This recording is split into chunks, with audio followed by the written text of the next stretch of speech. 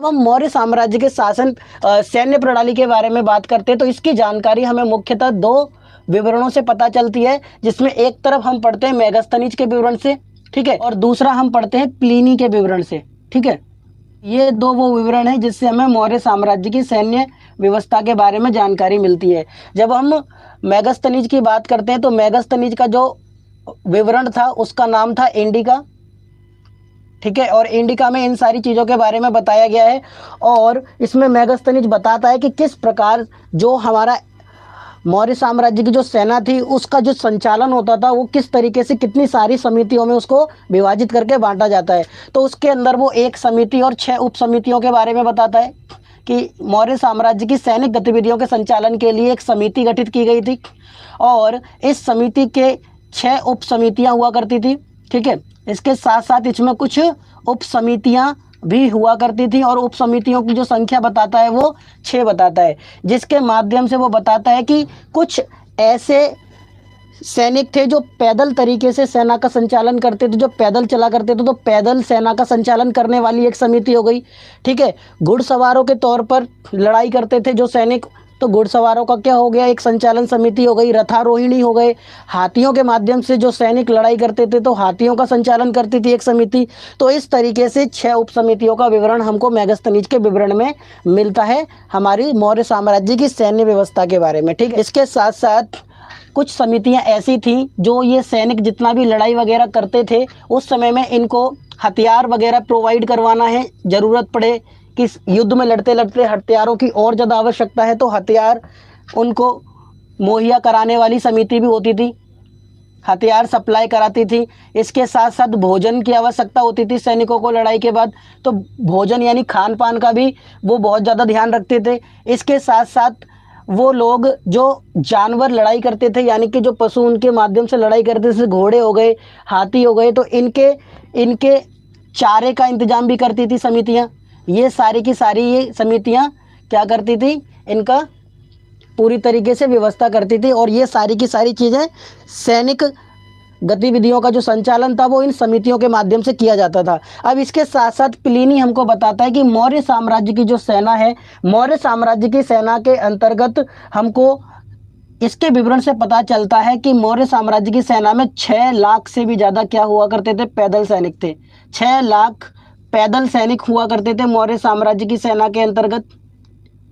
इसके साथ साथ 30,000 घुड़सवार थे मौर्य साम्राज्य की सेना में, 30,000 घुड़सवार।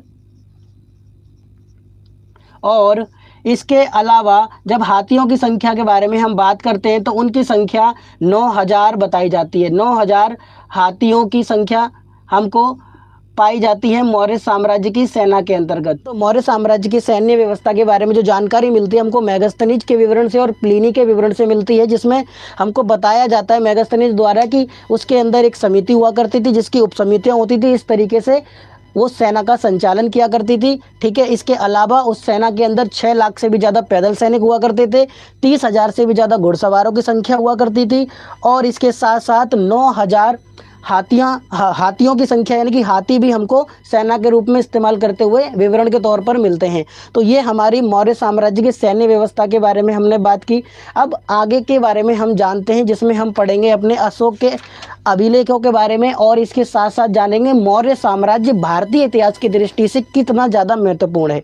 जब हम मौर्य साम्राज्य के महत्व के बारे में बात करते हैं तो हम मुख्यतः 3 चीज़ों के बारे में बात करते हैं। मौर्य साम्राज्य के जब महत्व की हम बात करते हैं तो सबसे पहले हम देखते हैं कि जो मौर्य साम्राज्य है, ठीक है, ये भारतीय इतिहास का एक ऐसा कालखंड माना जाता है जो प्राचीन इतिहास को जोड़ने का काम करता है, ठीक है। हड़प्पा सभ्यता के बाद, वैदिक सभ्यता के बाद जितना भी जो कालखंड हम जोड़ के देखते हैं वो हम सारे के सारे मौर्य साम्राज्य के इतिहास को जोड़कर देखते हैं, ठीक है।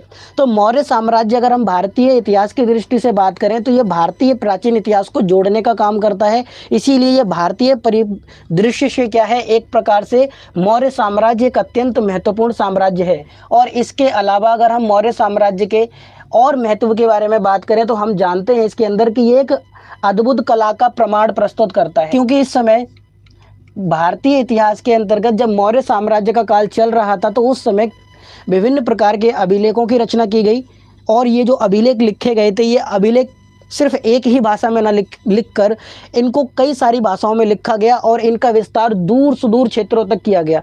इसके अलावा यहाँ पर मूर्तियों का निर्माण किया गया, बड़ी बड़ी मूर्तियाँ बनाई गई और उन मूर्तियों का महत्व, उनको जिस शैली में और जिस कला से बनाया गया वो अपने आप में एक अत्यंत महत्वपूर्ण थी। इसीलिए मौर्य साम्राज्य इतना महत्वपूर्ण हमारे लिए इसलिए है क्योंकि ये एक अद्भुत कला का प्रमाण प्रस्तुत करता है कि उस समय किस तरीके से मूर्ति कला अपने आप में एक निपुण कारीगरी हुआ करती। इसके अलावा जो मौर्य साम्राज्य है, ये मौर्य साम्राज्य के जितने भी जो शासक थे वो अपने आप में बहुत ज़्यादा एक महत्वाकांक्षी राजाओं की श्रेणी में थे और कहीं ना कहीं मौर्य साम्राज्य के जो शासक थे उन्होंने भारतीय राष्ट्रवादी नेताओं को भी प्रेरित किया आज़ादी की लड़ाई लड़ने में।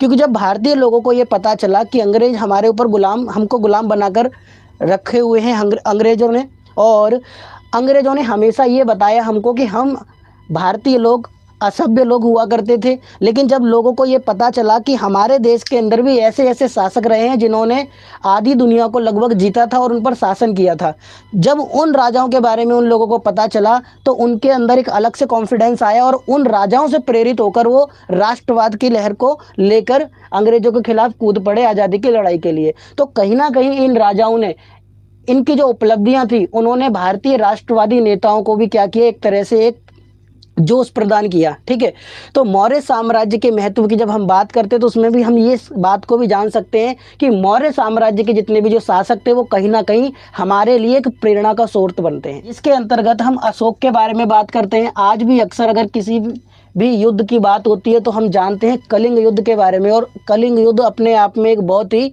महायुद्ध था जिसमें लाखों की संख्या में लोगों की हत्या कर दी गई थी और वो जिस युद्ध के करने वाले जो व्यक्ति थे उनका नाम अशोक था।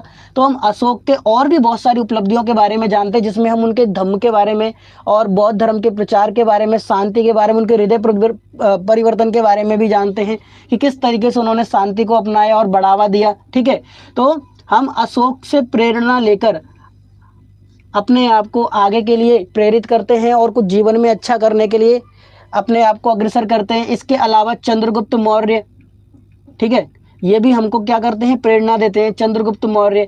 और यही वो शासक थे जिनकी कहानियां पढ़कर भारत के राष्ट्रवादी नेताओं के अंदर एक जुनून पैदा हुआ और उन्होंने स्वतंत्रता की लड़ाई लड़ने के लिए एक तरह से प्रेरणा के स्रोत बने उनके लिए ये शासक। अद्भुत कला के बारे में जब हम बात कर रहे थे तो हमने देखा यहाँ पर जो मूर्तियाँ मिली हैं वो एक अद्भुत कला में निर्मित की गई हैं, और स्थापत्य कला, मौर्य साम्राज्य की जो स्थापत्य कला है ये भी एक अद्भुत कला का नमूना है। ठीक है, तो कहीं ना कहीं ये सारी की सारी चीज़ें जो हैं वो हमारे मौर्य साम्राज्य को एक महत्वपूर्ण साम्राज्य की श्रेणी में रखती हैं और भारतीय इतिहास का एक प्रमुख कालखंड है क्योंकि ये इतिहास को जोड़ने का काम करता है। मौर्य साम्राज्य भारतीय इतिहास की दृष्टि से कितना ज़्यादा महत्वपूर्ण है तो हमने यहाँ पर उन दो टॉपिक्स को क्लियर किया। अब आगे हम उन चीज़ों के बारे में बात करते हैं जिनके माध्यम से मौर्य साम्राज्य की जानकारी को एकत्रित किया गया। हम बात करेंगे अब अभिलेखों के बारे में। तो जो अशोक के अभिलेख हैं इनको मुख्यतः 3 भागों में बांटकर हम पढ़ सकते हैं। सबसे पहले जब हम अशोक के अभिलेखों के बारे में बात करते हैं तो अशोक ने जो अभिलेख खुदवाए थे वो अलग अलग स्थानों पर और अलग अलग वस्तुओं का प्रयोग करके इनका उन्होंने निर्माण करवाया। तो अशोक के अभिलेख के बारे में जब हम चर्चा करते हैं तो इनको 3 श्रेणियों में बांटकर हम पढ़ते हैं, जिसमें से पहले वो अभिलेख थे जिनको शिलाओं पर खुदवाया गया था। जो शिलालेखों पर खुदवाए गए थे उनको बोला गया शिलालेख। इसके साथ साथ ठीक है, अभी अशोक ने कुछ अभिलेख स्तंभ पर भी खुदवाए थे जिसमें हमने पढ़ा था कि वो लोह स्तंभ वगैरह का प्रयोग करते थे धम्म का प्रचार करने के लिए। ठीक है, तो स्तंभ पर जो अभिलेख उन्होंने खुदवाए उसको स्तंभ लेख कहा गया। ये दूसरे तरह के उसके अभिलेख थे। और इसके साथ साथ अशोक ने कुछ अपने अभिलेख गुफाओं पर खुदवाए जिसको गुफा लेख के नाम से जाना जाता है। ठीक है, जो गुफाओं पर खुदवाए गए उनको गुफा लेख कहा गया। तो मुख्यतः जब हम अशोक के अभिलेखों के बारे में बात करते हैं तो जानते हैं अशोक के अभिलेखों के बारे में जिनको मुख्यतः 3 श्रेणियों में बांटकर हम पढ़ते हैं, जिसमें पहले जो शिलाओं पर खुदवाए गए शिलालेख, जो स्तंभों पर खुदवाए गए उसको स्तंभ लेख कहा गया, और जो गुफा वगैरह में खुदवाए गए थे अभिलेख अशोक द्वारा उनको गुफा लेख के नाम से हम जानते हैं। ईस्ट इंडिया कंपनी के एक अधिकारी थे। ठीक है, ईस्ट इंडिया कंपनी के एक अधिकारी हुआ करते थे और उन अधिकारी का नाम था जेम्स प्रिंसेप। जेम्स प्रिंसेप नाम के एक व्यक्ति थे और जो जेम्स प्रिंसेप नाम के व्यक्ति थे, ये ईस्ट इंडिया कंपनी के एक अधिकारी के तौर पर काम करते थे और 1838 में ये एक खोज करते हैं और उस खोज में ये अशोक के अभिलेखों को पढ़ने में ख्याति हासिल कर लेते हैं। अभिलेख पढ़े, ठीक है। तो 1838 में सबसे पहले अशोक के अभिलेखों को पढ़ने का जो काम किया वो किसने किया? जेम्स प्रिंसेप नाम के व्यक्ति ने किया। ये क्वेश्चन आपसे अक्सर सीबीएसई द्वारा पूछा जाता है कि सबसे पहले अशोक के अभिलेख को पढ़ने में किसने ख्याति हासिल की या फिर वो कब सबसे पहले पढ़े गए? तो 1838 में जेम्स प्रिंसेप द्वारा पढ़े गए। और जो जेम्स प्रिंसेप थे ये ईस्ट इंडिया कंपनी के एक अधिकारी के तौर पर उस समय काम किया करते थे। तो इन्होंने सबसे पहले जिन अभिलेखों को के बारे में जाना और उनकी गणना की, एक वो अभिलेख खरोष्टी भाषा, ठीक है, और ब्राह्मी लिपि में लिखे गए थे और इनको उन्होंने उनके बारे में जानकारी इकट्ठी की और उनको समझने में अपनी एक जो उपलब्धि थी वो हासिल की 1838 के अंदर। अब हम देखते हैं कि जो अशोक के जो अभिलेख थे ये अनेक भाषाओं में लिखे गए थे। अशोक के जो अभिलेख थे ये अनेक भाषाओं में लिखे गए थे। ऐसा नहीं था कि अशोक के जो अभिलेख थे वो केवल एक ही भाषा में लिखे गए। अब उस समय जो सबसे ज़्यादा भाषा का प्रयोग हुआ करता था, उस समय लोग आम जन की जो भाषा हुआ करती थी वो प्राकृत भाषा हुआ करती थी। इसीलिए अशोक के सबसे ज़्यादा जो अभिलेख लिखे गए हैं वो प्राकृत भाषा में लिखे गए हैं। ये भी आपको याद लिखना है, ठीक है। तो अशोक के जो अभिलेख लिखे गए हैं वो विभिन्न भाषाओं में लिखे गए हैं, जिसमें सबसे ज़्यादा जो अभिलेख लिखे गए हैं, सबसे ज़्यादा जो अभिलेख हमको मिले हैं वो प्राकृत भाषा में मिले हैं। इसके अलावा हम देखते हैं कि अशोक के जो अभिलेख हैं ये खरोष्टी भाषा में लिखे गए हैं, ठीक है, खरोष्टी भाषा में भी लिखे गए हैं, ये ब्राह्मी भाषा में भी लिखे गए हैं, ठीक है। अशोक के अलावा ये यूनानी भाषा का भी प्रयोग किया गया है इनके अभिलेखों के लिखने में, और इसके साथ साथ अरामैक लैंग्वेज में भी अशोक के अभिलेख हमको देखने को मिलते हैं। तो ये वो कुछ ऐसी भाषाएं थी जिनके माध्यम बनाकर अशोक ने अपने अभिलेख खुदवाए और ज़्यादातर इन अभिलेखों में वो धम्म का प्रचार करना चाहते थे और इस तरीके से अशोक के अभिलेख जगह जगह पर हमको पाए गए हैं। अब इन अभिलेखों में जितने भी ये अभिलेख थे, इनमें सबसे मुख्य बात ये थी कि पहले एक संदेश दिया जाता था, एक तरह से एक सूचना पहुंचाई जा रही थी लोगों के लिए, और एंड में जिसके द्वारा अभिलेख खुदवाए गए उस व्यक्ति का नाम हुआ करता था उसके अंदर, यानी कि अशोक का नाम। लेकिन कुछ अभिलेख ऐसे थे जिसमें अशोक का नाम नहीं था, ठीक है, जिसमें अशोक का नाम नहीं था, लेकिन अशोक की उपाधियां थी, जो अशोक को उपाधियां मिली हुई थी, तो उन उपाधियों का इसके अंदर जिक्र किया गया था। बाद में जब जेम्स प्रिंसेप द्वारा इन सारी चीज़ों की गणना की गई तब पता चला कि ये जो नाम है अलग अलग जो हमें अभिलेखों पर अंकित मिले हैं ये कोई और नहीं बल्कि एक ही शासक है, क्योंकि जब अन्य अभिलेखों को अन्य लैंग्वेज में पढ़ा गया तो पता चला उसमें उसके पूरे नाम के साथ साथ उसकी अन्य उपाधियों के बारे में भी बताया गया था, जिससे इन सारी चीज़ों को समझने में आसानी हुई कि ये सारे के सारे जो अभिलेख हैं एक काल से जो मिले हैं वो अशोक द्वारा खुदवाए गए होंगे। जब इसकी उपाधियों के बारे में और इसकी उपनामों के बारे में जब हम बात करते हैं तो हम देखते हैं कि अशोक को प्रियदर्शी नाम से भी जाना जाता है और देव नाम प्रिय। तो अशोक के अभिलेखों में मुख्यतः इन दो नामों का प्रयोग बड़े पैमाने पर किया गया, जिनको बारे में बाद में जेम्स प्रिंसेप द्वारा इन सारी चीज़ों की गणना की गई और पता चला कि ये कोई और नहीं बल्कि एक ही शासक है और उस शासक का नाम है अशोक। तो ये अशोक के अभिलेखों के बारे में हमने यहाँ पर बात की। अब हम उन व्यक्तियों के बारे में जानते हैं कि जो व्यक्ति अभिलेखों को पढ़ते हैं, ठीक है, जो व्यक्ति अभिलेखों को पढ़ते हैं, जैसे मान लीजिए ये अभिलेख है और इस अभिलेख के बारे में जो व्यक्ति पढ़ाई करते हैं यानी कि अभिलेखों को पढ़ने वाले जो व्यक्ति होते हैं, ऐसे व्यक्तियों को बोला जाता है अभिलेख शास्त्री। अभिलेख शास्त्री। तो अभिलेखों का अध्ययन करने वाले लोग क्या कहलाते हैं? अभिलेख शास्त्री। ये 1 मार्क्स का क्वेश्चन आपसे पूछा जा सकता है कि अभिलेख शास्त्री किसे कहते हैं। तो अभिलेखों का अध्ययन करने वाले जो इतिहासकार या पुरातत्वविद होते हैं उनको हम क्या बोलते हैं? अभिलेख शास्त्री बोलते हैं, और ये अभिलेखों का अध्ययन करते हैं।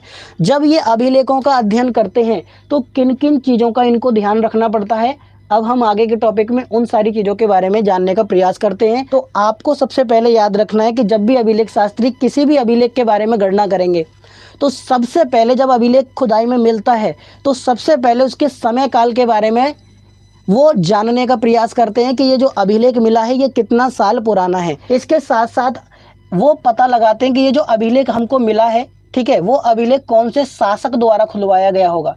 तो वो शासक का पता लगाते हैं, उस समय काल में कौन सा वंश भारत के ऊपर, उस स्थान पर जहाँ पर अभिलेख मिला है वहाँ पर कौन सा वंश शासन कर रहा था और उस वंश में कौन सा शासक था। तो उससे ये सारी चीज़ों के बारे में पता चलता है कि वो जो अभिलेख था जिस समय काल पर मिला है वो कौन से शासक द्वारा खुदवाया गया होगा, तो उसकी जानकारी हमको प्राप्त होती है। फिर वो ये पता लगाने का प्रयास करते हैं कि ये जो अभिलेख है इसको खुदवाने का उद्देश्य क्या था। अब वो उद्देश्य कुछ भी हो सकता है, सूचना के लिए, ठीक है, या फिर अपनी प्रशंसा के लिए, कि वो अभिलेख के माध्यम से जो राजा थे वो अपनी प्रशंसा करना चाहते थे कि मैंने इतने युद्ध जीते, मैंने इतने अच्छे काम किए, मैंने इतने मंदिरों का निर्माण करवाया, या फिर वो अपनी प्रशंसा के अलावा कोई सूचना देना चाहते हो, किसी दूसरे व्यक्ति को सूचना जानना चाहते हो। जैसे अशोक धम्म का प्रचार करना चाहते थे तो प्रचार करने के लिए भी उद्देश्य, प्रचार करने के उद्देश्य मात्र से भी क्या किया जा सकता है, अभिलेख खुदवाए जाते होंगे। तो ये वो कुछ इंपॉर्टेंट पॉइंट हैं जो हमें बताते हैं कि जो इतिहासकार थे जब अभिलेख का अध्ययन करते तो किन किन चीज़ों के बारे में वो पता करते हैं। तो समय काल का पता करते हैं, शासक के बारे में पता करते हैं, अभिलेख के उद्देश्य के बारे में पता करते हैं। इसके साथ साथ अभिलेख की सत्यता का भी वो पता लगाने का प्रयास करते हैं कि जो अभिलेख उस समय में उनको मिला है कहीं वो ऐसा तो नहीं है कि वो अभिलेख जो है वो पूरी तरीके से सत्य है भी या नहीं, या फिर वो ऐसे ही अतिशयोक्तिपूर्ण तरीके से लिख दिया है। तो वो क्या करते हैं, उस समय में मिले हुए अन्य अभिलेखों से उसकी तुलना करने की कोशिश करते हैं और देखते हैं कि उसमें जो बातें बताई गई हैं कहीं दूसरे अभिलेख में तो नहीं ऐसी बातें बताई गई। तो इस माध्यम से वो अभिलेख की सच्चाई भी पता करने का प्रयास करते हैं। तो इस तरीके से जो अभिलेख शास्त्री होते हैं वो किसी अभिलेख की गणना करते हैं, उसका परीक्षण करते हैं, उसका अध्ययन करते हैं। इन सारी चीज़ों को वो महत्वपूर्ण या फिर केंद्र बिंदु बनाकर वो किसी भी अभिलेख की गणना करने का प्रयास करते हैं। ये हमको याद रखना, ठीक है। तो अभिलेख शास्त्री किस प्रकार किसी अभिलेख की अब परीक्षण करते हैं, अध्ययन करते हैं या फिर गणना करते हैं। तो यहाँ तक की सारी चीज़ें अब हमारी क्लियर हैं। अगर इससे रिलेटेड कोई भी क्वेश्चन आता है अभिलेखों के अध्ययन से और किन किन चीज़ों का ध्यान रखना पड़ता है अभिलेख शास्त्रियों को, तो आप अब इसको ईजिली कर सकते हैं, ठीक है। अब हम उन बिंदुओं के बारे में भी बात करने का प्रयास करते हैं कि अभिलेखों की गणना करते समय इन अभिलेख शास्त्रियों को कौन कौन सी प्रॉब्लम्स का सामना करना पड़ता है या कौन कौन सी प्रॉब्लम्स ऐसी हैं जो इनको फेस करनी पड़ती हैं जब ये किसी भी अभिलेख का अध्ययन करते हैं। तो अभिलेख शास्त्रियों के सामने वो कौन कौन सी समस्याएं उत्पन्न होती हैं किसी भी अभिलेख की गणना करते समय, तो उन सारी चीज़ों के बारे में हम इसमें समझने का प्रयास करते हैं। सबसे पहले जब हम जानते हैं और देखते हैं तो पता चलता है कि जब अभिलेख खुदाई में मिला, ठीक है, तो कभी कभी ऐसा होता है कि जो अभिलेख होते हैं, जैसे सपोज कीजिए ये कोई एक अभिलेख है और इसके अंदर कुछ ऐसे वर्ड बने हुए हैं और आधा अभिलेख पूरी तरीके से घिस चुका है खुदाई में खोदते समय और आधा अभिलेख अभी भी दिखाई दे रहा है। तो सबसे बड़ी समस्या ये होती है कि अब यहाँ पर किन किन चीज़ों के बारे में बताया गया था जिससे इसको अब रिलेट करके समझा जाए। तो सबसे पहली ये समस्या होती है कि जो वर्णित अक्षर घिस जाते हैं खुदाई के समय अभिलेख की प्राप्ति करते समय, तो उनके बारे में पता लगाना बहुत ज़्यादा कठिनाई होती है कि अब वो अभिलेख किस चीज़ के बारे में बात कर रहा था, ठीक है। तो वर्णित अक्षर की स्पष्ट दिखाई नहीं देता है उनको, ये हमको याद रखना है। इसके अलावा जब हम अभिलेख को खुदाई से बाहर निकाल रहे होते हैं तो खुदाई के दौरान बहुत सारे जो अभिलेख होते हैं वो टूट जाते हैं और जब वो टूट जाते हैं तो उसके साथ साथ उनके जो अक्षर होते हैं वो भी आधे आधे अलग अलग हिस्सों में बिखर जाते हैं। तो उनके बारे में पता लगाने में अक्षर अभिलेख शास्त्रियों को बहुत ज़्यादा प्रॉब्लम होती है। अक्षर विलुप्त हो जाते हैं और इनके बारे में पता लगाने में अक्सर प्रॉब्लम्स होती है अभिलेख शास्त्रियों को, क्योंकि जब एक बार अक्षर विलुप्त हो गया तो पता नहीं चल पाता कि आगे का अक्षर क्या होगा या सेंटेंस क्या बनेगा उससे रिलेटेड। तो क्या कहने का प्रयास किया जा रहा है उस अभिलेख के माध्यम से, अभिलेख शास्त्रियों को इन सारी चीज़ों के बारे में समझने में बहुत ज़्यादा फिर प्रॉब्लम फेस करनी पड़ती है। इसके अलावा सदैव जो अभिलेख होते हैं वो सदैव सटीक जानकारी भी नहीं देते, यानी कि जो अभिलेख हमको मिला है अब ज़रूरी नहीं है कि वो जिस चीज़ के बारे में बता रहा है वो पूरी तरीके से सत्य हो। तो ये भी अपने आप में एक इतिहास की रचना करने में समस्या होगी। जब सटीकता नहीं मिल पाएगी तो कहीं ना कहीं अभिलेख पूरी तरीके से जब सही जानकारी नहीं दे पा रहा है तो सटीकता भी नहीं हो पाएगी। तो कहीं ना कहीं जो अभिलेख होते हैं उनकी एक कमी होती है कि वो सही जानकारी प्रदान नहीं करते। हमेशा अभिलेख सही जानकारी प्रदान नहीं करते हैं, यानी कि उनके अंदर अभिलेखों में सटीकता नहीं होती। इसके अलावा अभिलेख एक मुख्य व्यक्ति पर केंद्रित होते हैं, ठीक है। तो जिस व्यक्ति द्वारा जो अभिलेख लिखवाया गया है, अब वो अभिलेख ज़्यादातर उसी व्यक्ति की प्रशंसा करेगा। तो वो व्यक्ति अपनी प्रशंसा झूठी भी कर सकता है, सच्ची भी कर सकता है, कुछ पता नहीं, कुछ कह नहीं सकते। तो ज़्यादातर होता ये है कि जिस व्यक्ति द्वारा जो अभिलेख खुदवाया जाता है, उस अभिलेख के अंदर उन व्यक्तियों के बारे में ज़्यादा चीज़ें बताई जाती हैं, ठीक है। और उन सारी चीज़ों का जब पता लगाया जाता है, एक दूसरे अभिलेखों से तुलना की जाती है, तब उनकी सटीकता के बारे में प्रमाण मिलते हैं। तो अभिलेख पढ़ते समय अभिलेख शास्त्रियों को इन सारी समस्याओं का सामना। कुषाण वंश की स्थापना जिस व्यक्ति ने की थी, उस व्यक्ति का नाम था कुजूल कडफिसिस। इन्होंने सन 15 ईस्वी के आसपास, ऐसा माना जाता है कि 15 ईस्वी के आसपास इन्होंने कुषाण वंश की नींव रखी, यानी कि स्थापना की। और ये जो कुजूल कडफिसिस थे, इनका संबंध जो था वो चीन से था, और चीन के अंदर एक कबीला हुआ करता है, उस कबीले का नाम था यूची कबीला।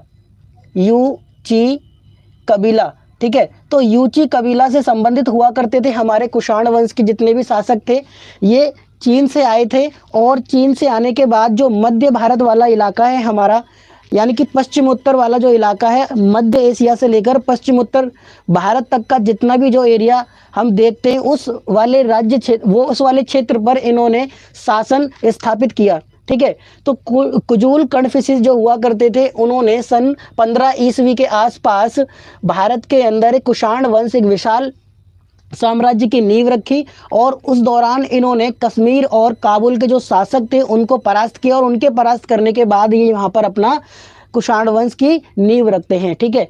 इसके बाद जो कुषाण वंश थे, इनके एक पुत्र थे, उनका नाम था विम कडफिसिस। विम कडफिसिस के बाद जो तीसरे शासक आते हैं, उनका नाम होता है कनिष्क। तो जो कनिष्क थे, उनके जितने भी जो कार्य थे वो काफ़ी ज़्यादा महानता के तौर पर देखे जाते हैं। तो जो कुषाण वंश का हमारा सबसे शक्तिशाली जो शासक माना जाता है, सबसे प्रतापी जो शासक माना जाता है, उसका नाम था कनिष्क, ठीक है। और इस कनिष्क के बारे में हम काफ़ी सारी चीज़ों के बारे में बात करेंगे। हमारी इस अध्याय के अंदर एक मूर्ति का चित्र दिया हुआ है, जिसका सर धड़ से अलग हो रखा है। तो जो वो मूर्ति मिली है, वो मूर्ति भी कौन से शासक की है? वो मूर्ति भी कुषाण वंश के शासक कनिष्क की है। और जो कनिष्क था, इसने अपने राज्य की राजधानियों को स्थापित किया, जिसमें हमें 2 प्रकार की राजधानियों के बारे में जानकारी प्राप्त होती है। इन्होंने एक राजधानी मथुरा में स्थापित की, और एक राजधानी इन्होंने पेशावर के आसपास स्थापित की, ठीक है। तो ये 2 इनकी राज्य की राजधानियां हुआ करती थी, जिसको कनिष्क द्वारा स्थापित किया गया था। जिसमें से हम देखते हैं कि जो कुषाण वंश की जो जानकारी के स्रोत थे, वो हमको कहाँ से प्राप्त होते हैं। जब हम कुषाण वंश की जानकारी के स्रोतों के बारे में बात करते हैं, तो हम देखते हैं कि जो कुषाण थे, उन्होंने अपने समय काल में बड़ी मात्रा में सिक्कों का प्रचलन किया, यानी कि उन्होंने व्यापार को सुगम बनाने के लिए सिक्कों का प्रचलन किया था, और इन्होंने कई प्रकार के सिक्के चलाए। जब हम कुषाण वंश के दूसरे शासक के बारे में बात करते हैं, यानी कि इसको आप ऐसे समझिए, सबसे पहले कुजूल कडफिसिस आते हैं, और जो कुजूल थे, इनके पुत्र का नाम होता था विम, यानी कि विम कडफिसिस। और जो विम कडफिसिस थे, इनका जो पुत्र था, उसका नाम था कनिष्क, जो कि एक महाप्रतापी राजा बनकर उभरा। तो जो विम कडफिसिस थे, इन्होंने जो सिक्के चलाए थे, वो तांबे के सिक्के चलाए थे। और इसके बाद कनिष्क आते हैं, ये तांबे के सिक्कों को कंटिन्यू रखते हैं। इसके साथ साथ इनके राज्यकाल में सोने की जो मात्रा थी, वो काफ़ी ज़्यादा बढ़ जाती है। के अंदर एक जगह पड़ती इथियोपिया, तो वहाँ से वो लोग सोने का व्यापार करते थे। तो इसके चलते जब सोने की मात्रा बढ़ी कनिष्क के दरबार के अंदर, तो उन्होंने सोने के सिक्के भी डालना शुरू कर दिया। और एक स्थिति ऐसी आई कि कुषाण वंश के अंतर्गत सबसे ज़्यादा मात्रा में सोने के सिक्के चलाने वाले राज्यों में इसका नाम अंकित किया गया। तो यहाँ तक की सारी चीज़ों को हम यहाँ पर समझते हैं। जो कनिष्क थे, ये आपको याद रखना है, इन्होंने बौद्ध धर्म अपनाया था। जो कनिष्क होते थे, ये बौद्ध धर्म के अनुयायी बनते हैं, और इन्होंने बौद्ध धर्म को अपनाया था। इसके लिए इन्होंने कई सारे कार्य किए। इन्होंने स्तूपों की और मठों की रचना भी, मतलब निर्माण में काफ़ी ज़्यादा योगदान दिया। अब हम उन चीज़ों के बारे में और विस्तार से बात करते हैं जो पेपर में अक्सर पूछी जाती हैं, जिसमें हम कुषाण वंश के जानकारी के स्रोतों के बारे में बात करेंगे कि इनकी जानकारी हमें कौन कौन से स्रोतों से प्राप्त हुई है अब तक। कुषाण वंश की जानकारी के स्रोतों के बारे में जब हम बात करते हैं, तो जो अभिलेख हैं वो हमें कुषाण वंश के शासकों के जानकारी के बारे में बताते हैं। तो कुषाण वंश की जानकारी देने में सबसे इम्पोर्टेंट जो योगदान रहा, वो अभिलेखों का रहा। इसके साथ साथ उन्होंने कई प्रकार के सिक्के चलाए थे, ठीक है। तो सिक्कों से हमको क्या पता चलता है, कुषाण वंश की जानकारी के स्रोत में ये शामिल किए जाते हैं और सिक्कों से हमको पता चलता है कि कुषाण वंश के शासकों ने सिक्के चलाए थे और कौन कौन से शासक ने कौन कौन सी धातुओं के सिक्के चलाए, इनके बारे में भी हमको यहाँ पर नॉलेज मिलती है। इसके साथ साथ हम देखते हैं कि यहाँ पर कुछ साहित्य वगैरह भी लिखे गए थे, ठीक है। तो साहित्य के माध्यम से भी हमको कुषाण वंश की जानकारी प्राप्त होती है और इसके साथ साथ हम देखते हैं कि यहाँ पर मूर्ति कला की कई सारी शैलियाँ विकसित थी। तो मूर्ति जो मिली है हमको, इस कई प्रकार की शैलियों में मूर्ति हमको पाई गई हैं। तो मूर्ति कला से भी हम समझते हैं कि कुषाण वंश की जो स्रोत हैं जानने वाले वो कौन कौन से हैं। कुषाण वंश की विशेषताओं के बारे में जब हम बात करते हैं, हम देखते हैं कि इनका जो साम्राज्य हुआ करता था ये मध्य एशिया से लेकर पश्चिम उत्तर भारत तक इनका विस्तार था। ये मध्य एशिया से लेकर पश्चिम उत्तर भारत तक फैला हुआ था, जिसके अंदर कश्मीर वाला जो इलाका है, काबुल वाला इलाका है, मथुरा तक इनकी जो जड़ें थी वहाँ तक हमको देखी जाती हैं, जिन्होंने वहाँ पर अपनी राजधानी भी स्थापित की थी। इसके साथ साथ हम देखते हैं कि इन्होंने सिक्कों का प्रचलन किया, बड़ी मात्रा में सिक्के चलाए, ठीक है। सिक्कों का इन्होंने प्रचलन किया व्यापार के लिए और व्यापार को आगे इन्होंने सुगम बनाने में एक महत्वपूर्ण योगदान दिया। इसके साथ साथ हम कुषाण वंश की विशेषताओं के बारे में जब चर्चा करते हैं तो देखते हैं कि यहाँ पर मूर्ति कला डेवलप की गई। मूर्ति कला की कई सारी शैलियाँ थी, जिसमें से दो प्रकार की शैलियों के बारे में हम जानते हैं। एक गांधार शैली का प्रयोग किया इन्होंने और इसके साथ साथ मथुरा शैली का भी इन्होंने मूर्ति कला में प्रयोग किया। तो दो प्रकार की शैलियों के बारे में हम यहाँ पर जानकारी प्राप्त करते हैं। इसके साथ साथ हम देखते हैं कि जो कुषाण शासक होते थे ये देवपुत्र की उपाधि धारण करते थे। तो शासकों ने अपने आप को देवताओं से जोड़ने की जो प्रथा प्रारंभ की वो सबसे पहले कुषाण शासकों ने की थी। और ये चीज़ इन्होंने कहाँ से सीखी? ये चीज़ इन्होंने चीन के शासकों से सीखी थी, क्योंकि ये चीन से ही आए थे। तो वहाँ पर जो शासक हुआ करते थे वो अपने साथ साथ स्वर्ग पुत्र की उपाधि लगाया करते थे, जो जनता के अंदर एक प्रकार राजा के प्रति एक अच्छी छवि को प्रस्तुत करती थी, जिससे लोगों का जो झुकाव होता था वो राजा के प्रति होता था। इसीलिए ये भी अपने साथ साथ देवतुल्य या फिर देवपुत्र होने की उपाधियां लगाया करते थे, जिससे जनता के अंदर इनकी जो छवि है वो काफ़ी अच्छी बनी रहे, ठीक है। जब हम मध्य एशिया की बात करते हैं तो ये पश्चिम उत्तर भारत तक जुड़ा हुआ था। सिक्कों का प्रचलन की बात करते हैं तो इन्होंने कई प्रकार के सिक्के चलाए थे, जिसमें हम देखते हैं कि इन्होंने तांबे के सिक्के चलाए, ठीक है। तांबे के सिक्कों के अलावा इन्होंने सोने के सिक्के भी चलाए थे और सोने की जो सिक्के चलाए ये इन्होंने सबसे ज़्यादा तादाद में चलाए। इसके अलावा इन्होंने चांदी के सिक्के भी चलाए थे। तो चांदी के सिक्कों का प्रचलन भी हम देखते हैं। जब हम मूर्ति कला की बात करते हैं तो इन्होंने दो प्रकार की मूर्ति कला के बारे में, यानी कि मूर्ति कला की शैली के बारे में बताया। एक गांधार शैली का इन्होंने यहाँ पर विस्तार किया, गांधार शैली का निर्माण किया और इसके साथ साथ ये मथुरा शैली में भी मूर्तियां बनाया करते थे। मथुरा शैली, ये दो शैलियां थी मूर्ति निर्माण की। देवपुत्र की उपाधि लगाया करते थे, स्वयं को देवता से जोड़कर रखते थे, सिक्कों का प्रचलन किया था, ये इनकी विशेषता थी। और ये पश्चिम उत्तर भारत तक फैले हुए थे, मध्य एशिया से लेकर। ये हमारे कुषाण वंश की कुछ वो प्रमुख विशेषताएं थी। अगर अब आपसे यहाँ तक कोई भी प्रश्न पूछा जाता है कुषाण वंश की विशेषताओं से रिलेटेड तो आप इजीली उसको बता सकते हैं। मुख्यतः क्वेश्चन आपसे पूछा जाता है कि शासकों द्वारा देवतुल्य या फिर देवपुत्र की उपाधि धारण करने की जो शुरुआत थी वो कौन से शासकों ने की थी। तो हम यहाँ पर इजीली बता सकते हैं कि इन सब की शुरुआत कुषाण शासकों द्वारा प्रारंभ की गई थी। और इस चीज़ के बारे में उन्होंने कहाँ से सीखा था? तो उन्होंने चीनी शासकों से सीखा था, जो अपने समय पर स्वर्ग पुत्र की उपाधि लगाया करते थे। जब हम गुप्त साम्राज्य के बारे में बात करते हैं तो हम इसके अंदर देखते हैं कि गुप्त साम्राज्य की जो स्थापना हुई थी, गुप्त साम्राज्य की स्थापना 275 ईस्वी के आसपास की गई। 275 ईस्वी के आसपास गुप्त साम्राज्य की स्थापना की गई और इसकी स्थापना करने वाले जो व्यक्ति थे उनका नाम श्रीगुप्त हुआ करता था। तो श्रीगुप्त ने गुप्त साम्राज्य की स्थापना की थी, लेकिन उन्होंने जल्दी ही अपना जो उत्तरदायित्व था वो अपने पुत्र को सौंप दिया और उनके जो पुत्र थे उनका नाम था चंद्रगुप्त, ठीक है। उनके पुत्र का नाम था चंद्रगुप्त। तो जो चंद्रगुप्त थे, इसके बाद जो समुद्रगुप्त हुआ करते थे, जो चंद्रगुप्त के बेटे थे उनका नाम समुद्रगुप्त था, समुद्रगुप्त के बेटे का नाम चंद्रगुप्त था। तो इसीलिए हम चंद्रगुप्त फर्स्ट और चंद्रगुप्त सेकंड लगाकर इनके नाम को अंकित करते हैं।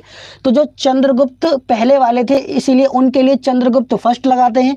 तो जो चंद्रगुप्त फर्स्ट थे वो इस गुप्त साम्राज्य के वास्तविक संस्थापक माने जाते हैं, क्योंकि इन्होंने काफ़ी सारी चीज़ें की थी गुप्त साम्राज्य को पूरी तरीके से स्टेबल करने के लिए। और उसके बाद इन्होंने अपना जो उत्तराधिकारी था वो अपने पुत्र को सौंप दिया था, अपना राज्यपाट, और फिर खुद संन्यास लेकर वो वन की तरफ चले गए थे। गुप्ता साम्राज्य के जो वास्तविक संस्थापक है वो चंद्रगुप्त को माना जाता है। और जब हम सबसे प्रतापी राजा के बारे में बात करते तो उनका नाम समुद्रगुप्त था, ठीक है। और जो समुद्रगुप्त थे इनकी जो योजनाएं या फिर इनकी जो नीतियां होती थी वो विस्तारवाद नीतियां होती थी इनकी। एक तरह से ये अपने साम्राज्य को और ज़्यादा बढ़ाने के लिए हमेशा तत्पर रहते थे समुद्रगुप्त। और ये समुद्रगुप्त जो थे ये सबसे प्रतापी राजा बनकर उभरे पूरे गुप्त साम्राज्य के।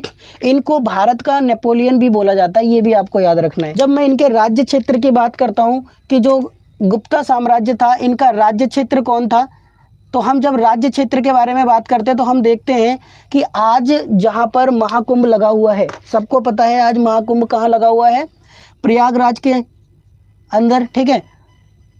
जो प्रयागराज वाला इलाका है वहां से थोड़ी सी दूर पर एक जगह पड़ती है कौशाम्बी। तो कौशाम्बी वाले क्षेत्र से इन्होंने शासन किया था, ठीक है, हमारे गुप्त साम्राज्यों ने। और जब हम समुद्रगुप्त के बारे में बात करते हैं तो इन्होंने जब राजगद्दी पकड़ी तो उस समय हो रखा था 70 इनका जो समय हो रखा था वो 330 के आसपास माना जाता है कि 330 ईस्वी में जो समुद्रगुप्त जी राजा बनते हैं और ये लगभग 50 वर्षों तक शासन करते हैं और 380 में ये राजगद्दी को त्यागते हैं। तो इतने लंबे समय तक इन्होंने शासन किया, ठीक है, गुप्त साम्राज्य के गद्दी पर। और उसके बाद इन्होंने जो अपनी कमान थी, राजगद्दी थी, वो अपने बेटे चंद्रगुप्त सेकंड को जो सौंप देते हैं। तो ये हमारे गुप्त साम्राज्य के बारे में वो कुछ इंपॉर्टेंट तथ्य थे। अब जो समुद्रगुप्त थे उनके एक राजकवि हुआ करते थे और उनके राजकवि का नाम हुआ करता था हरिशेन, ठीक है। जो ये समुद्रगुप्त थे, समुद्रगुप्त के एक राजकवि थे, यानी कि दरबारी कवि थे इनके, और राजकवि या फिर दरबारी कवि, जो दरबारी कवि थे इनका नाम हरिशेन हुआ करता था। तो जो हरिशेन थे ये इनके एक तरह से फेवरेट पोएटर होते थे हरिशेन। और हरिशेन ने इनके विषय में यानी कि समुद्रगुप्त के विषय में इलाहाबाद के अंदर, यानी कि प्रयागराज, इसको इलाहाबाद बोलते हैं, इलाहाबाद, तो इलाहाबाद के अंदर इन्होंने हरिशेन ने एक समुद्रगुप्त की प्रशंसा में एक प्रशस्ति लिखी। और ये जो प्रशस्ति थी ये इलाहाबाद में लिखी गई और ये प्रयागराज वाला एरिया है, ठीक है। तो इसीलिए इसका नाम भी क्या रख दिया गया, प्रयाग प्रशस्ति, प्रयाग प्रशस्ति। तो ये जो प्रयाग प्रशस्ति थी ये समुद्रगुप्त की प्रशंसा में लिखी गई थी हरिशेन द्वारा। ये आपको याद रखना है कि प्रयाग प्रशस्ति किसके द्वारा लिखी गई, तो जो प्रयाग प्रशस्ति थी वो हरिशेन द्वारा लिखी गई। और जो हरिशेन थे ये समुद्रगुप्त के एक सेकेंड, जो हरिशेन हुआ करते थे ये समुद्रगुप्त के राज दरबारी कवि हुआ करते थे। इन्होंने इलाहाबाद में इसका निर्माण किया था। और ये जो प्रयाग प्रशस्ति थी ये संस्कृत भाषा में लिखी गई है, ये भी आपको याद रखना है, ठीक है। प्रयाग प्रशस्ति के अंदर हमको किसके बारे में जानकारी मिलती है, तो वो समुद्रगुप्त के बारे में लिखी गई थी, जिसमें उसमें समुद्रगुप्त की काफ़ी सारी जानकारी हमको मिलती है। जब हम प्रयाग प्रशस्ति की जानकारी के बारे में बात करते हैं तो इसमें हम देखते हैं कि समुद्रगुप्त की कई सारी जानकारी इसके अंदर प्राप्त हुई, जिसमें हम देखते हैं कि समुद्रगुप्त ने अश्वघोष एक यज्ञ करवाया था, अश्वघोष, ठीक है। तो समुद्रगुप्त के अश्वघोष यज्ञ की जानकारी हमको किसके माध्यम से पता चलती है, प्रयाग प्रशस्ति के माध्यम से, ठीक है। और इसके साथ साथ इन्होंने प्रयाग प्रशस्ति के अंदर ये भी बताया गया कि किस तरीके से जो समुद्रगुप्त थे उन्होंने आर्यवर्त के 9 राजाओं को एक साथ हराया, यानी कि उनकी विजय की प्रशंसा के बारे में भी प्रयाग प्रशस्ति के अंदर बताया गया है, ठीक है। जिसमें वो बताते हैं कि उन्होंने किस तरीके से आर्यवर्त के 9 राजाओं को हराया था। आर्यवर्त के 9 शासकों को परास्त किया, 9 शासकों को परास्त किया। और इसके साथ साथ वो बताते हैं कि जो समुद्रगुप्त थे उन्होंने किस प्रकार स्वर्ण मुद्राओं के मतलब सोने की कई प्रकार की मुद्राओं का उन्होंने प्रचलन किया, जिसमें हमको 6 प्रकार की मुद्राओं के बारे में जानकारी प्राप्त होती है कि 6 प्रकार की उन्होंने सोने की मुद्राएं चलाई थी। तो ये सारी की सारी जानकारी हमको प्रयाग प्रशस्ति से प्राप्त होती है। तो ये आपको ज़रूर याद रखना है, क्योंकि ये पेपर में कई बार पूछा गया है प्रयाग प्रशस्ति के बारे में कि प्रयाग प्रशस्ति कहाँ पर स्थित है। तो इलाहाबाद यानी कि प्रयागराज में स्थित है, ये आपको याद रखना है। और इस समय तो महाकुंभ भी लगा है, तो मुझे यहाँ तक लगता है कि कहीं ना कहीं आपसे प्रयाग प्रशस्ति के बारे में पूछ ना ले, क्योंकि प्रयागराज काफ़ी ज़्यादा करंट में अभी चल रहा है। ठीक है, तो जब हम गुप्त साम्राज्य की जानकारी के स्रोत के बारे में बात करते हैं तो सबसे पहले तो आप लोगों को पता है कि देखो उन्होंने 9 प्रकार की स्वर्ण मुद्राओं के सिक्के चलाए थे, है ना। तो हम यहाँ पर देखते हैं कि सिक्के एक प्रकार का क्या है, सिक्के गुप्त साम्राज्य के जानकारी के स्रोत के रूप में प्रयोग किए गए हैं इतिहासकारों द्वारा। इसके साथ साथ हम वहाँ पर देखते हैं जो अभिलेख मिले हैं, ठीक है, उस समय काल के जो अभिलेख मिले हैं इनसे भी हमको पता चलता है गुप्त साम्राज्य के इतिहास के बारे में।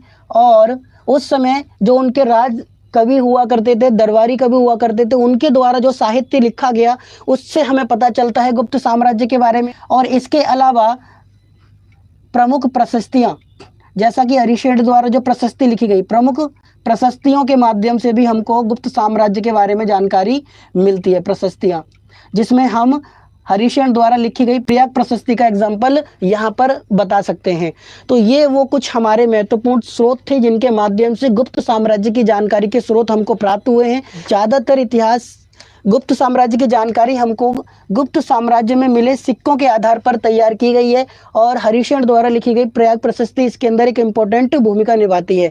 जब हम सिक्कों के बारे में बात करते हैं तो हम देखते हैं कि गुप्त साम्राज्य के समय में जो सिक्के चलाए गए थे वो कुछ इस तरीके के हुआ करते थे, और इस पर कई प्रकार के चित्र पाए गए हैं। आप अपनी बुक के अंदर भी चित्र को देख सकते हैं, ठीक है, जिसमें हम देखते हैं कि एक तरफ एक व्यक्ति है, वो इस तरीके से कुछ बैठा हुआ है और उसके हाथ में एक वीणा लगी हुई है, वो वीणा बजा रहा है। वो वीणा बजाता हुआ व्यक्ति कोई और नहीं बल्कि समुद्रगुप्त है। तो समुद्रगुप्त एक अच्छे शासक के साथ साथ एक अच्छा, जिसे बोलते हैं संगीतज्ञ, संगीत में भी उसको, म्यूजिक में भी उसको बहुत ज़्यादा रुचि थी और वो वीणा वगैरह बजाया करता था। ठीक है, इसमें इस चीज़ को दर्शाया गया है। तो अगर अब क्वेश्चन आ सकता है आपसे कि जो समुद्रगुप्त था उसकी रुचि युद्ध वगैरह के साथ साथ और किन किन चीज़ों में थी, तो म्यूजिक में, संगीत में भी उसकी बहुत ज़्यादा रुचि थी। इसके साथ साथ वो कविताएं वगैरह भी लिखा करता था। तो ये कुछ हमारे कुछ इंपॉर्टेंट रोल हैं और कुछ इंपॉर्टेंट वो तत्व हैं, सोर्सेस हैं, जिसके माध्यम से हम बता सकते हैं कि गुप्त साम्राज्य की जानकारी हमको किन किन स्रोतों से मिलती है। हम दक्षिण भारत के प्रमुख राजवंशों के बारे में बात करते हैं तो हमें प्रमुख 3 प्रकार के राजवंशों के बारे में जानकारी प्राप्त होती है, जिसमें हम देखते हैं एक तरफ चोल वंश के बारे में पढ़ते हैं, ठीक है, और इसके साथ साथ हम चेर वंश के बारे में जानते हैं। दक्षिण भारत के अंदर ये भी एक महत्वपूर्ण वंशों की श्रेणी में आते हैं। और एक तरफ हम पांड्यों के बारे में देखते हैं, पांड्य वंश। ये दक्षिण भारत में जन्मे कुछ प्रमुख सरदारियां या फिर राजवंश थे जिनके बारे में हम यहाँ पर चर्चा करेंगे। तो दक्षिण भारत के प्रमुख राजवंशों में हम चोलों के बारे में पढ़ते हैं, हम चेर के बारे में पढ़ते हैं और पांड्य के बारे में पढ़ते हैं। इन सब के बारे में जानने से पहले एक और चीज़ आप समझने का प्रयास कीजिए कि दक्षिण भारत के अंदर जितने भी प्रकार की हमको राजवंशों के बारे में ज्ञान प्राप्त होता है या जानकारी प्राप्त होती है, इनकी जानकारी मुख्यतः हमको संगम साहित्य से मिली है, हमको संगम साहित्य से मिली है। ये हमको याद रखना है कि दक्षिण भारत में जन्मी सरदारियों की जो जानकारी हमको प्राप्त हुई है वो कहाँ से हुई है, तो वो संगम साहित्य से हुई है। संगम साहित्य दक्षिण भारत के महत्वपूर्ण साहित्यों में शामिल है, ठीक है, और इसके मुख्यतः 3 प्रकार के इसके संगम हुए थे। वो हमारे पुस्तक से रिलेटेड टॉपिक नहीं है, उसके ऊपर मैं चर्चा नहीं करूंगा, लेकिन आपको ये याद रखना है कि दक्षिण भारत के प्रमुख राजवंशों की जानकारी हमको संगम साहित्य से मिलती है, ठीक है। और इन तीनों ही राजवंशों ने जिस इलाके पर शासन किया था उसको तमिलकम कहा जाता है। उसको क्या कहा जाता है? उसको तमिलकम कहा जाता है। और तमिलकम का जो मतलब है उसको एक बार आप समझने का प्रयास कीजिए। तमिलकम का मतलब है आज का वो क्षेत्र जिसके अंदर 3 प्रकार के क्षेत्र हमारे आते हैं। एक तमिलनाडु, ठीक है, तमिलनाडु हो गया हमारा। इसके साथ साथ तमिलनाडु के साथ साथ आंध्र प्रदेश और इसके अलावा हम यहाँ बात करते हैं केरल की। तो ये वो 3 क्षेत्र हैं आज के जिनको एक साथ मिलाकर उस समय तमिलकम कहा जाता था। तमिलकम वाले जो एरिया था, जो क्षेत्र था, उस पर इन तीनों राजवंशों ने शासन किया था। इनकी जानकारी हमको संगम साहित्य से मिलती है। ये दक्षिण भारत के कुछ प्रमुख राजवंश हुआ करते थे। अब हम जब चोलों की बात करते हैं तो जो चोल थे, ठीक है, इन्होंने कहाँ से कहाँ तक शासन किया था, हम उनके बारे में एक बार चर्चा करने की कोशिश करते हैं। जब हम चोल वंश की बात करते हैं तो इन्होंने तमिलनाडु के उत्तरी और यानी कि तमिलनाडु के उत्तरी भाग और तमिलनाडु के मध्य भाग में इन्होंने शासन स्थापित किया था। और इसके साथ साथ इन्होंने कावेरी नदी के डेल्टा क्षेत्र पर भी शासन किया था। चोलों के राज्य क्षेत्र को चोल मंडलम के नाम से जाना जाता है, ये आपको याद रखना है।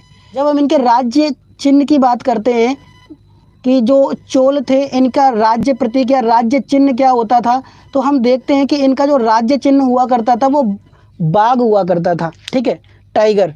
तो बाघ इनका राज्य चिन्ह हुआ करता था, ये भी आपको याद रखना है। ये हमारे चोल वंश के बारे में हम बात करते हैं। जब हम चेर वंश के बारे में बात करते हैं, चेर वंश के शासक थे, उन्होंने अपना राज्य क्षेत्र केरल और मध्य प्रदेश वाले इलाकों में स्थापित किया था। और इसके साथ साथ इनका जो राज्य चिन्ह हुआ करता था वो धनुष बाण हुआ करता था। अब हम जब बात करते हैं पांड्य वंश के बारे में तो हम देखते हैं कि इनका जो राज्य क्षेत्र था वो मदुरई था।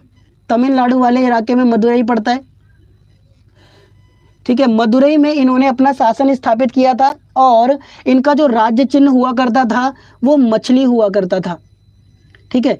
मछली इनका राज्य चिन्ह हुआ करता था पांड्य वंश के लोगों का। और इन्होंने एक जो महत्वपूर्ण काम किया था, तमिल साहित्य, संगम साहित्य, इनको इन्होंने संरक्षण प्रदान किया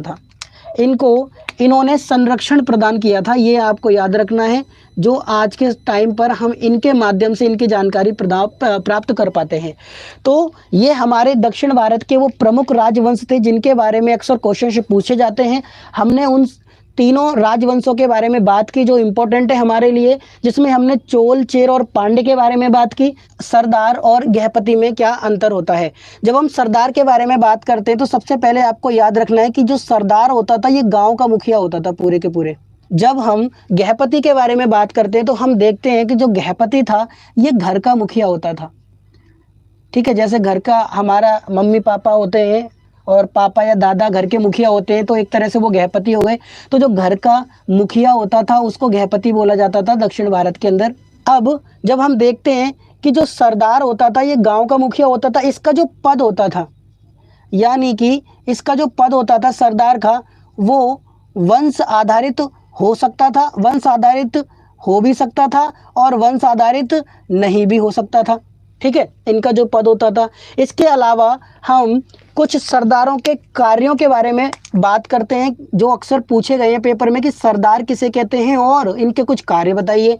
तो जब हम इनके कार्यों के बारे में बात करते हैं सरदार के, कि जो सरदार थे जितने भी जो अनुष्ठान होते थे, अनुष्ठानों का संचालन करने का काम भी कौन करते थे, सरदार किया करते थे। तो अनुष्ठानों का संचालन करते थे ये। इसके साथ साथ हम देखते हैं कि समाज के अंदर अगर किसी के बीच में विवाद उत्पन्न होते थे तो उन विवादों को सुलझाने का काम भी कौन करते थे, उन विवादों को सुलझाने का काम भी सरदारों का होता था। तो इसके अलावा अगर कभी उस गाँव में या उनके ऊपर कोई अटैक कर देता था तो उस अटैक का, जब युद्ध का वो सामना करते थे तो युद्ध का जो नेतृत्व करता था वो भी सरदार करता था। तो ये युद्ध का नेतृत्व करता था, नेतृत्व, ठीक है, ये भी हमको याद रखना है। और इसके साथ साथ एक चीज और याद रखनी है कि सरदार जिस गांव पर या जिस भी इलाके पर शासन करता था उनकी अपनी स्थायी सेना नहीं होती थी। स्थायी सेना, इनकी कोई भी एक स्थायी सेना नहीं होती थी। ये सभी लोग जब भी अटैक वगैरह होता था तो सरदार के नेतृत्व में सारे के सारे साथ मिलकर उस समस्या का, उस युद्ध का सामना किया करते थे, ठीक है। तो अक्सर आपसे जो पूछा जाता है वो सरदार के बारे में पूछा जाता है और उसके कुछ कार्यों के बारे में पूछा जाता है। तो यहाँ पर अब मुझे लगता है कि आपको सारी चीज़ें क्लियर होंगी। अब एक बार हम गृहपति के बारे में जान लेते हैं। जो गृहपति होता था वो घर का मुखिया होता था। अब घर के अंदर जितने भी लोग होंगे, अब जाहिर सी बात है कि उनके ऊपर उसका कंट्रोल होगा। तो हम जब नियंत्रण के बारे में बात करते हैं, जो गृहपति होता था इनका नियंत्रण किन किन के ऊपर होता था, ठीक है। तो इनका जो नियंत्रण था, घर में रहते कौन कौन है उनके ऊपर इनका नियंत्रण होगा। तो घर के अंदर महिला होती हैं, तो इनका नियंत्रण जो होता था घर में महिलाओं के ऊपर, ठीक है, और बच्चे होते हैं घर के अंदर, बच्चों के ऊपर इनका नियंत्रण होता था। घर के अंदर अगर नौकर चाकर हैं तो नौकरों के ऊपर इनका नियंत्रण होता था। इसके अलावा जो दास वगैरह होते थे उनके ऊपर भी ये क्या करते थे, नियंत्रण रखते थे, ऊपर नियंत्रण। तो इनके नियंत्रण में ये लोग काम करते थे।